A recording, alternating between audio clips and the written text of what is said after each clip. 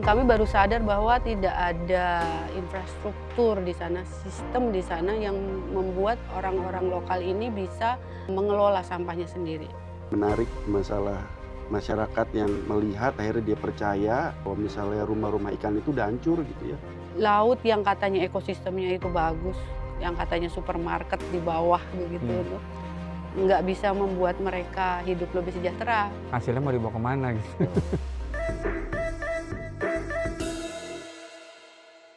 Halo sahabat, saya Didi Kasim dari National Geographic Indonesia. Kita bertemu lagi di National Geographic Corner. Kali ini kita berbicara tentang Anambas sebagai permata yang juga rapuh. Saya mengatakan rapuh karena ada tekanan terhadap terumbu karang, lalu kemudian ekosistem pesisirnya juga berhadapan dengan perubahan iklim dan tekanan pembangunan. Di National Geographic Corner hari ini kita tidak hanya memotret keindahan saja, tapi kita ingin melihat bagaimana konservasi itu dijalankan bukan dari kubikel-kubikel atau dari ruang-ruang kantor, tapi langsung bersentuhan dengan masyarakat di sana. Hari ini kita kedatangan tamu yang hampir 1 dekade rasanya sudah berada di sana, bukan datang dan pergi, tapi tinggal dan kemudian ikut bersama menambal kerapuhan itu, karang demi karang, pasir demi pasir, dan terumbu demi terumbu. Hari ini kita bersama Mbak Devina Mariskova dengan Mas Riki Suraputra. Suraputra betul ya Mas? Suraputra benar. Suraputra. Nah, beliau berdua adalah orang-orang dari Anambas Foundation yang memang tadi saya bilang ya hampir 1 dekade, betul Hampir. Dari 8 tahun ini. berapa tahun Mbak? Tahun ini 8 tahun ya.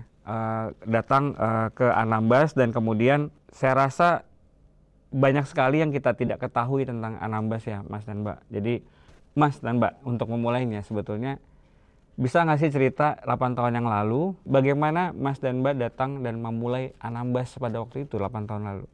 Di 2018, sebelum 2018 itu kami melakukan konservasi laut, bawah laut di sekitar Pulau Bawah pada saat itu. Itu juga terus kemudian kami melihat realitas yang lain. Jadi ada realitas paralel nih, yang satu indah banget tapi yang satu lagi kok ada kerapuhan sistem di situ. Kami kemudian merasakan bahwa banyak sekali waktu itu yang paling real adalah sampah laut. Jadi kami melakukan rehabilitasi terumbu karang, tapi sampah lautnya datang terus. Iya. Begitu. Mundur dikit Mbak, ini letaknya di mana sih sebenarnya? Nah, iya benar juga.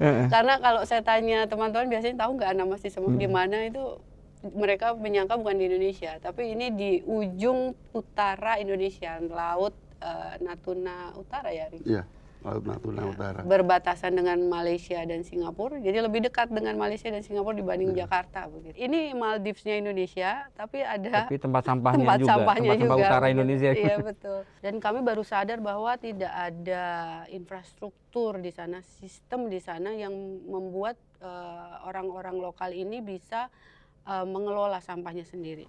Jadi udah dapat sampah kiriman, mereka punya sampah sendiri juga nggak bisa diapa-apain. Nah, itu memang problematika kepulauan ya, karena kan kalau di terestrial tuh kan ada TPA besar gitu ya, bisa menampung sampah. Tapi kalau di pulau kan kita selalu bingung, ini kadang solusinya ada yang dibakar, ada yang juga kemudian dibuang ke laut gitu ya. Tapi kira-kira kalau dari sisi pada waktu itu Mbak, gambarannya gitu ya, volumenya lumayan sampahnya? Lumayan, karena saat itu ya kalau kita nengok tuh ya di mana-mana itu sampah gitu, karena mereka ketika musimnya datang, sampah datang gitu? Itu bertambah malah. Jadi yang pertama dari daratan, sampah pulau itu sendiri ke laut, dan kemudian dari laut juga masuk ke situ begitu. Ya bayangkan aja sehari-hari mereka di laut ya, kemudian rumahnya juga di atas laut kan.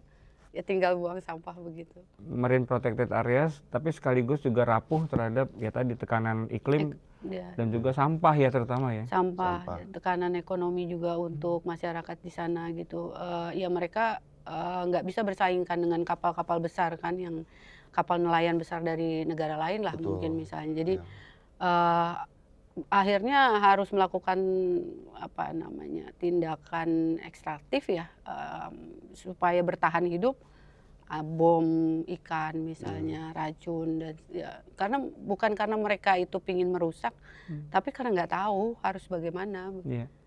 Karena ada tekanan kehidupan, ya, artinya harus memenuhi kebutuhan. Sehari-hari gitu. Tapi tinggalnya di tempat yang salah satu terindah di dunia. Tapi terpaksa harus dalam tanda kutip merusak gitu ya. Betul, karena tidak membawa manfaat ekonomi buat mereka. Laut yang katanya ekosistemnya itu bagus, yang katanya supermarket di bawah begitu, nggak bisa membuat mereka hidup lebih sejahtera. Hasilnya mau dibawa kemana gitu. Kan menariknya kan kayak Mbak Devina tadi cerita,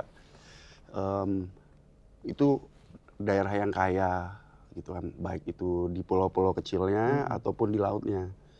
Bayangin ikan teri banyak, ini kan makanan setiap pagi orang Melayu. Cumi banyak gitu kan.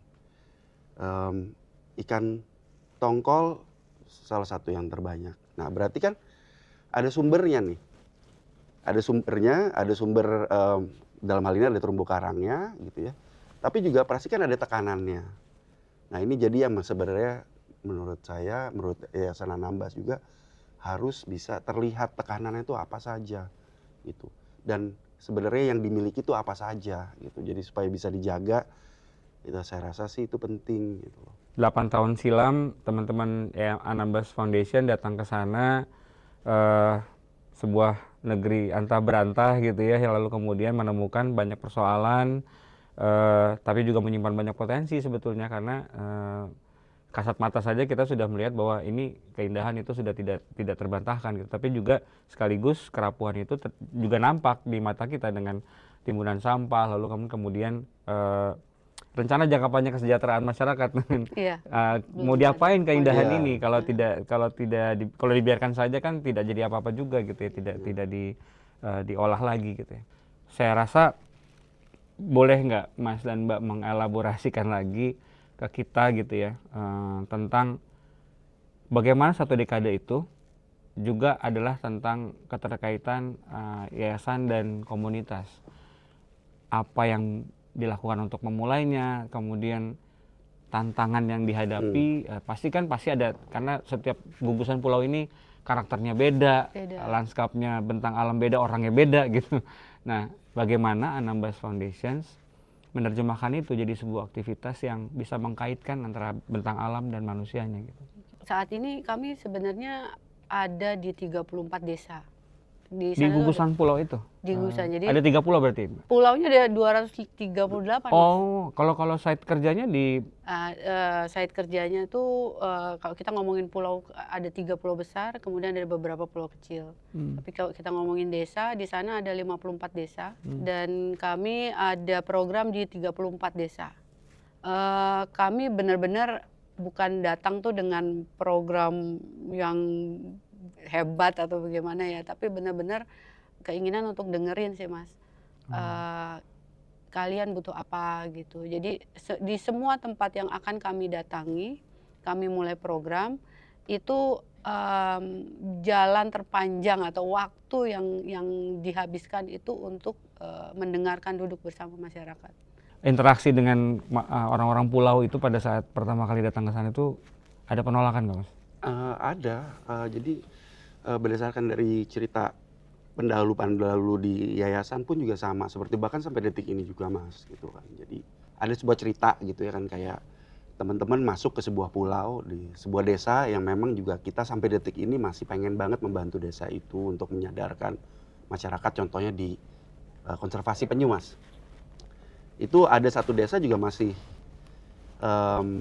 kita struggling gitu untuk masuk gitu loh, karena memang sudah terbiasa gitu. Padahal menurut saya kita bukan datang untuk ingin merubah gitu loh, kita datang kan sebenarnya untuk memberikan awareness gitu ya, dan juga penyadaran kepada masyarakat supaya misalnya hidupnya lebih sehat gitu kan, hidup berdamping dengan alam gitu, supaya memang lebih berkah lagi di depannya. Jadi sebenarnya nantinya pun juga adalah keputusan yang mereka masing-masing sih.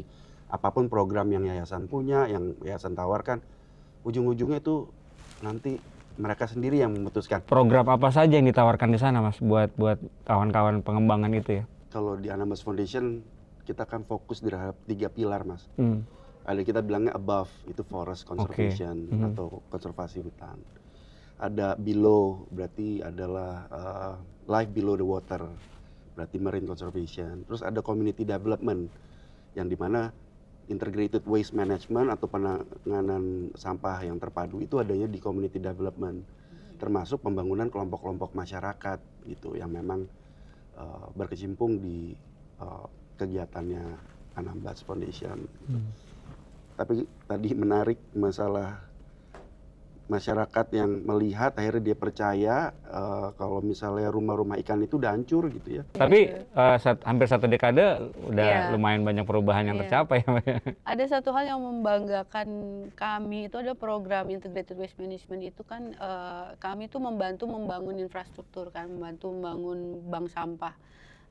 Setelah selesai dengan advokasi bagaimana caranya menjual sorting Memilah, memilah, kemudian menjual, mereka baru tahu oh ini ternyata ada uangnya begitu kan. Nah kemudian sekarang yang kami lakukan adalah memperkuat kapasitas desa, karena ini desa punya. Ada 8 bank sampah. Wow, Saat ada ini 8 di kepulauan itu. Ya, di pulau-pulau berbeda. Di kota-kota besar belum tentu ada sebanyak itu juga sih. Banyak sih, Mas. Cuman kayak di pulau kita itu kan kita di 34 desa. Masing-masing desa itu sebenarnya ada bank sampahnya. Cuman ada 8 fasilitas yang memang yayasan dukung. Ada 8 titik fasilitas. Ya. Fisik. pengelolaan Secara sampah fisik. berarti kan, Bangunan, waste iya. management Ya, gitu. berarti ada fisiknya, ada mesin-mesinnya gitu kan. Bahkan yang terakhir bulan November 2025 kita launching tuh, kita punya upcycling. Jadi selama ini kan sampahnya itu dikelola biasanya dipadatkan, langsung kita bisa jual gitu ya. Masyarakat bisa jual ya, BUMDes yang jual. Tapi terus kita mikir gimana caranya bisa scaling up.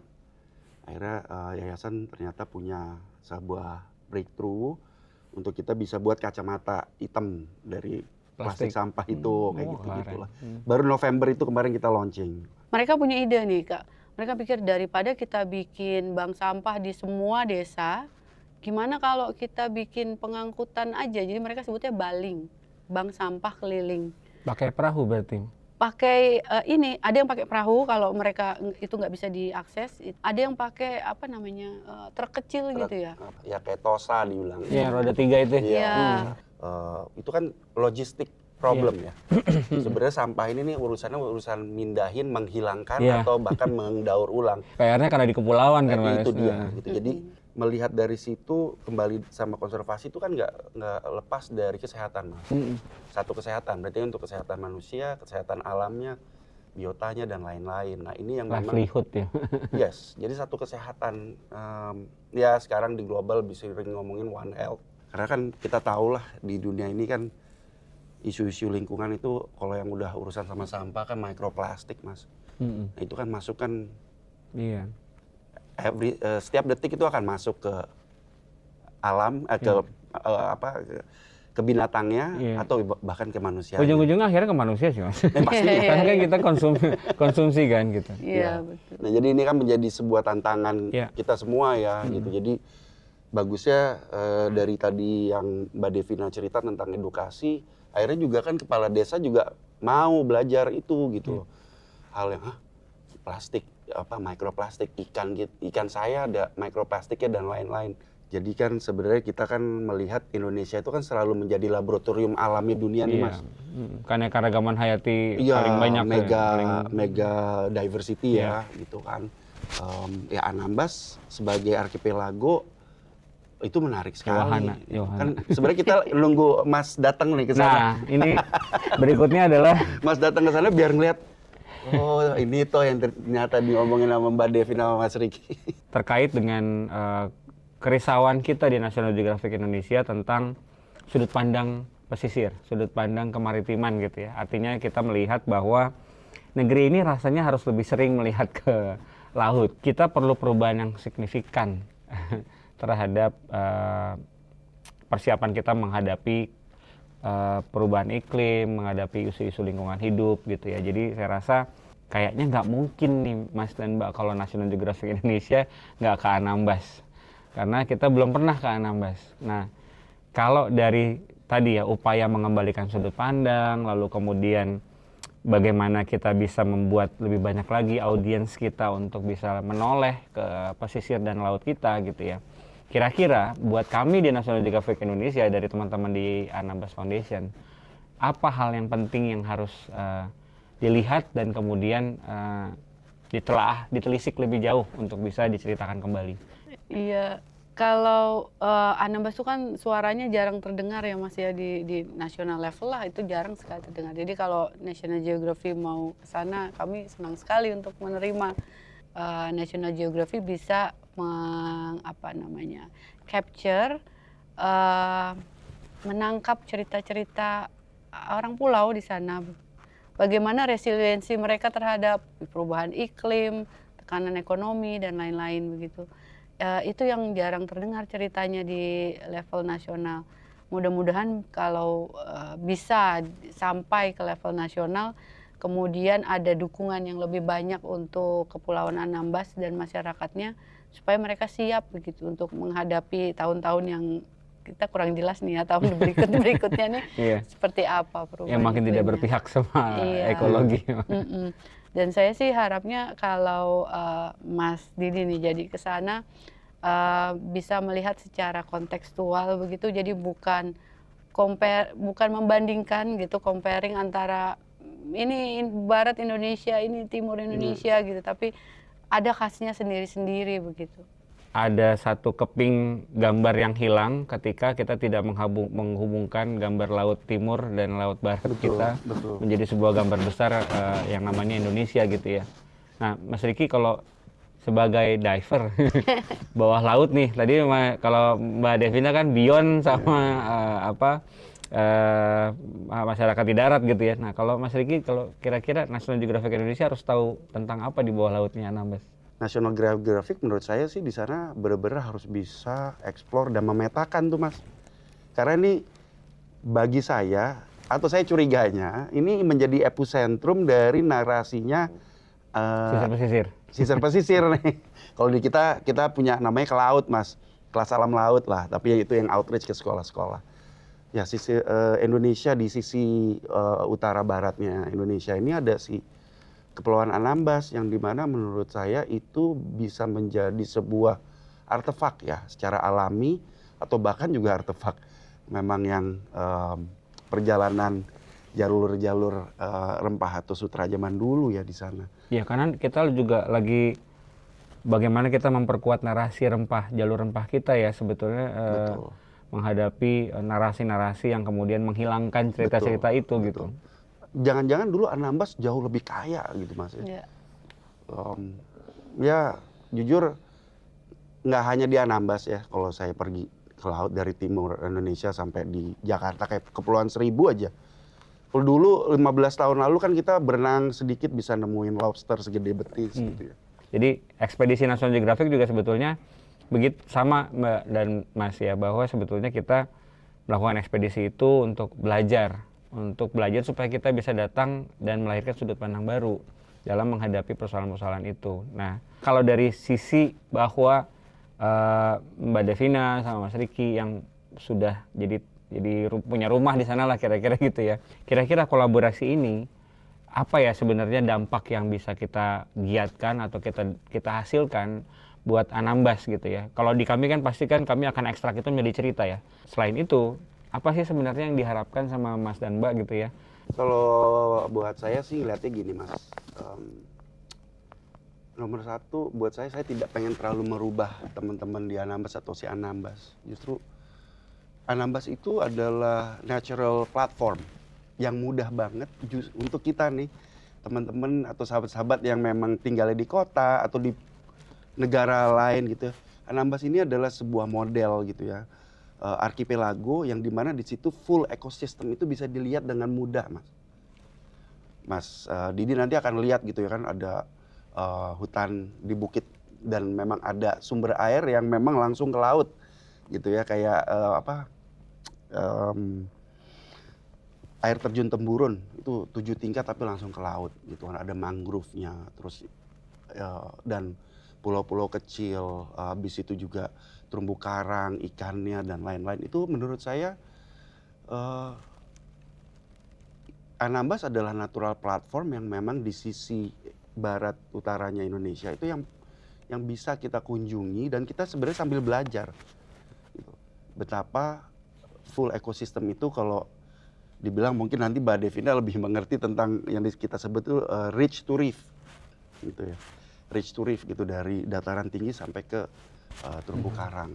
Itu bisa sangat terlihat sekali, dan saya rasa kayaknya National Geographic kalau ke sana, kalau nggak buat petanya National Geographic sih salah sih. Ya, siap. Jadi harus ya supaya kita bisa punya bahan ajar yang bisa diteruskan lagi, ya lalu Ya, kemudian bisa.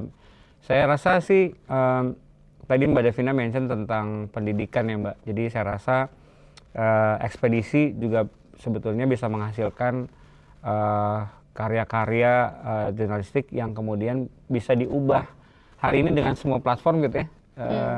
Diubah menjadi modul-modul ajar yang bisa digunakan di sekolah, di komunitas gitu ya. Jadi apalagi ke tempat yang buat kami itu selalu udah hampir 1,5 tahun kita bercita-cita datang ke Anambas. Jangan ke timur terus dong, Mas.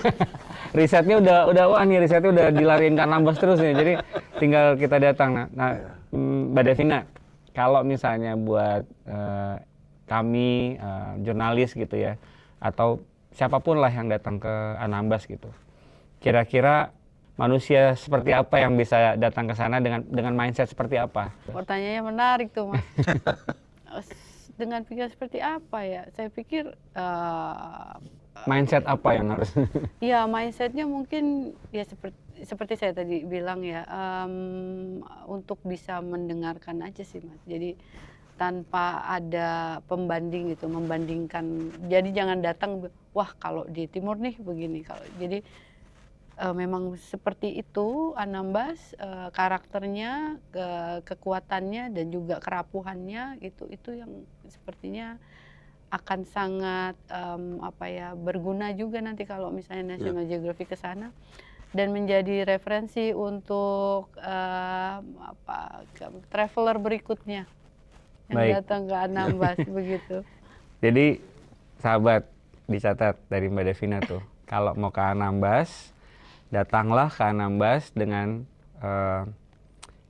belajar menjadi pendengar yang baik, belajar untuk menjadi observer yang baik dengan melihat proses, melihat hubungan masyarakat, melihat program-program yang sudah berjalan gitu ya. Lalu kan kemudian nanti ekosistemnya kita bisa belajar dari sana. Lalu kan kemudian itu disimpan sebagai sebuah catatan sehingga kita datang tidak untuk menilai, tapi untuk mendengar dan belajar. Nanti kita sambung lagi, Mas Riki, Mbak Devina, sesi bagaimana kita melihat apa yang diharapkan dari masa depan di Anambas. Kita udah lihat sih Mas dan Mbak video yang dari sana ya, dari Anambas gitu, dan kayaknya kalau ngomong gini itu kalau bisa selamanya dia di sana gitu ya. Karena gitu Mas. Iya, karena tanpa tadi ya, balik lagi ke poin yang pertama, kita selalu penuh dengan tanda tanya, siapa yang menjaga kepulauan-kepulauan kita ini gitu ya, kalau bukan kita juga gitu. Dan Anambas Foundation hadir untuk menjaga itu gitu. Nah, kalau misalnya berbicara tentang penjagaan Mas dan Mbak, mimpi besarnya Anambas Foundation itu sebenarnya apa sih? Mimpi besar yang mungkin bisa diawali dengan mimpi kecilnya, mimpi jangka pendeknya, lalu mimpi jangka panjangnya 5-10 tahun ke depan. Gambar Anambas akan seperti apa dari Anambas Foundation? Kalau mimpi yayasan ya pasti semua program konservasi itu nantinya akan dilakukan oleh masyarakat lokal. Jadi kami hanya sebagai observer aja, supporter juga. Tapi semua yang implementer itu ada di masyarakat lokal. Tapi kalau kita bicara 5 tahun, Anambas tuh punya data ekologi dari tahun 0 gitu ya sampai sekarang banyak sekali yang belum sempat kami keluarkan. Jadi kami berencana untuk membuat Anambas Marine Research Center, mungkin pertama kali ya di daerah barat situ ya, dari non universitas gitu. Jadi kami ingin bisa ada data-data tentang Anambas yang selama ini jarang sekali ada bisa digunakan secara global, mungkin jadi lesson learned lah untuk organisasi lain atau mungkin negara lain begitu. Kami ingin bisa jadi suara dari pulau-pulau kecil di barat Indonesia, suara positif, kemudian itu terimplementasi atau dalam Anambas Marine Research Center ini. Itu pertama. Kemudian kami juga ingin bisa Anambas Foundation ini mempunyai satu kekuatan finansial yang mandiri yang dijaga dan dioperasikan oleh staf-staf lokal kami begitu. Jadi kami nggak tergantung lagi sama, bukan nggak tergantung lagi, tapi tidak banyak tergantung pada funding dari luar. Jadi ada keberdayaan di situ. Mas Riki sebagai public affair dan communication, bagaimana membangun itu, Mas? Balik lagi sih sebenarnya seperti judul dari podcast ini kan, menjaga Anambas dari akar rumpun. Nah, akar rumpun ini tidak hanya di alam yang memang kita bisa lihat gitu. Jadi akar rumpun ini justru Anambas itu sungguh internasional dari dulu, Mas. Karena itu saya melihatnya itu sebuah titik epicentrum gitu ya, dan seperti tadi Mbak Devina bilang, kita pengen menjadi suara pulau-pulau kecil ya di Indonesia, karena Indonesia memang negara kepulauan, supaya memang anak-anak muda di sana itu bisa menyuarakan sampai ke tingkat global ya, gitu. Dan mimpinya kita, teman-teman di Anambas nih, yang asli Anambas, Mas, bicara deh di conference besar ya, Mas. Ya, bagaimana mereka itu kan sebenarnya sudah resilience dari awal. Mungkin sebelum kita datang, Mas, kita datang itu kan sebenarnya untuk mengingatkan, ini ada sampah yang mesti dikelola, ini ada terumbu karang yang harus dikelola, ya kita hanya mengingatkan. Tapi dari dulu buktinya ada peradaban yang jumlahnya sekarang hampir 50.000 jiwa di sana gitu. Jadi kadang-kadang kita hanya perlu wahana untuk melihatnya gitu ya. Kadang-kadang ketika kita merusak, kita secara tidak sadar kita telah merusak. Tapi kadang-kadang ada orang lain datang memberikan kacamata, akhirnya kita bisa ngelihat gitu. Betul. Terakhir pertanyaan dari saya buat Mas dan Mbak, kalau misalnya sekarang kita berbicara, tadi Mbak Devina juga bilang kalau emang nggak murah sebetulnya ke negeri ini terlalu besar untuk bisa dihilir mudikan gitu ya.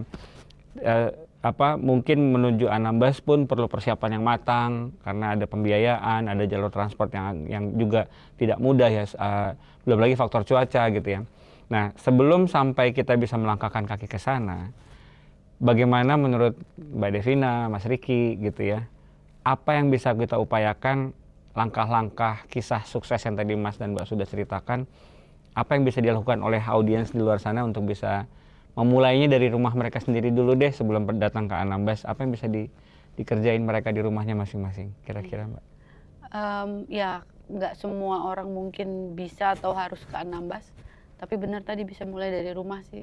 Ya kita mulai untuk mengurangi konsumsi plastik misalnya, atau kita mulai untuk memilah sampah kita gitu supaya yang nyampe ke landfill itu udah sedikit sekali. Kemudian kita juga bisa, teman-teman yang lain juga bisa misalnya melakukan adopsi seperti ada terumbu karang, seperti adopsi penyu begitu, untuk membantu bagaimana orang-orang lokal, komunitas lokal ini bisa tetap melakukan penjagaan biodiversitas di Anambas begitu.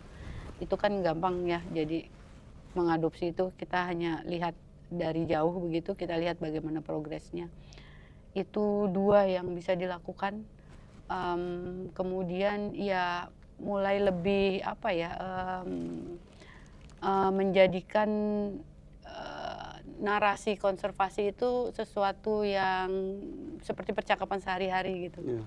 Bukan lagi hanya khusus untuk grup tertentu gitu, tapi ya sudah saatnya sih kayaknya ya kita mulai memasukkan narasi perlindungan lingkungan dan ketahanan lingkungan itu di percakapan sehari-hari teman-teman lewat sosmed dan lain-lain.